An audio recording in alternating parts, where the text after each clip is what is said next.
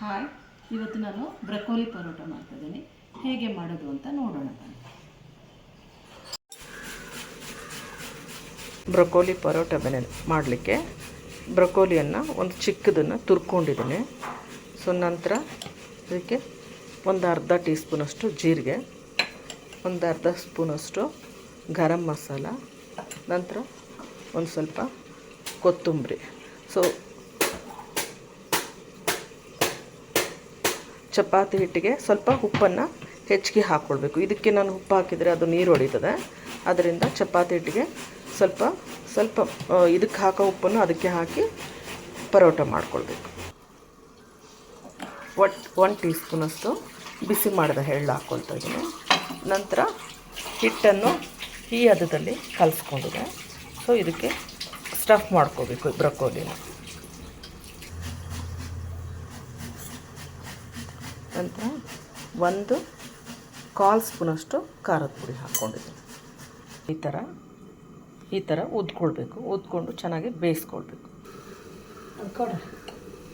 ಈ ಥರ ಎಣ್ಣೆ ಅಥವಾ ತುಪ್ಪವನ್ನು ಹಾಕ್ಕೊಳ್ಬೇಕು. ಈ ಥರ ಇದು ಆಗಿದೆ.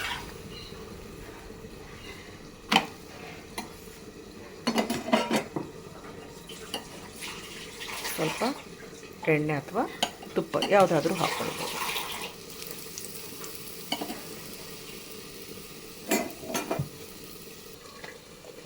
ಇದು ಆಗಿದೆ, ತಕ್ಕೊಳ್ತೇನೆ.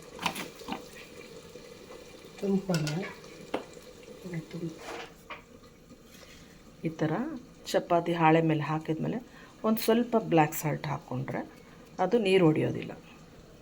ಮಾಡ್ಕೊ.